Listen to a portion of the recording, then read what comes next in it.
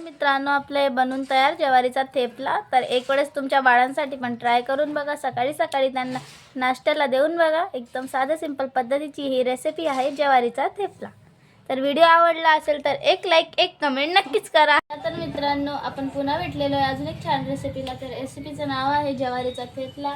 तर बघू शकता इथं साहित्य आपण त्याचं घेऊन घेतलेलं आहे। एका प्लेटमध्ये आपण थोडीशी लाल मिरची, थोडंसं मीठ घेऊन घेतलेलं आहे, एक चम्मच ते पण घेऊन घेतलेलं आहे। आणि दुसरीकडे आपण ज्वारीचं पीठ घेऊन घेतलेलं आहे।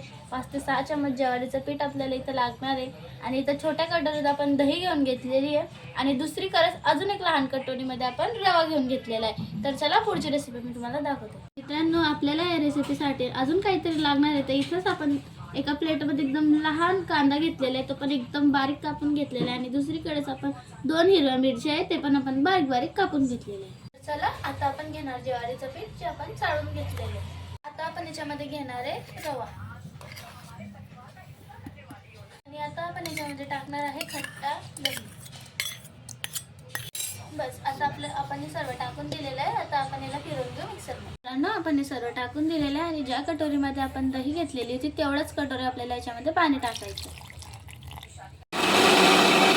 बघू शकता मित्रांनो, आपण याला मिक्सरमध्ये वाटून घेतलेलं आहे। एकदम छान प्रकाराने आपण याला छान वाटून घेतलं आहे। याच्यावरनं असं बोट फिरायला पाहिजे तसं वाटायचं। आता आपण याला एका बाउलमध्ये काढून घेऊ।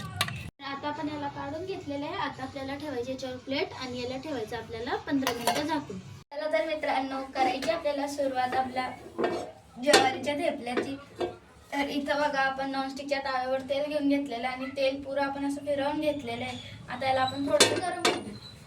बघू शकता इथं आपलं 10 मिनिटं जे आपण झाकून ठेवलेलं होतं हे मिक्सर ते पण झालेलं आहे।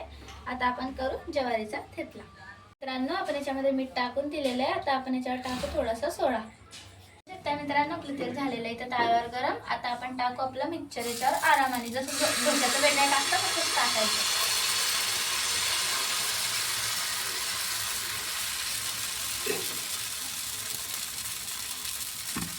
आणि याच्यावर टाकायचे वरतून हिरव्या मिरच्या जे आपण कापून घेतलेले होते आणि आपला कांदा।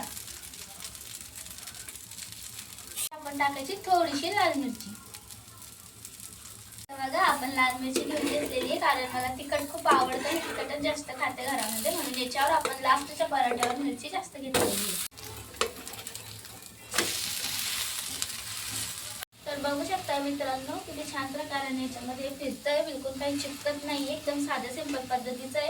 असं आहे की बाळांना आपण सकाळी सकाळी टिफिन मध्ये देऊ शकता। एकदम लवकरात लवकर हे बनवून तयार होतं। तर बघू शकता मित्रांनो, किती छान साध्या सिंपल पद्धतीने आपले ज्वारीचा थेपला बनवून तयार झालेला आहे। तर याची रेसिपी मी तुम्हाला दाखवते, लक्ष देऊन बघा।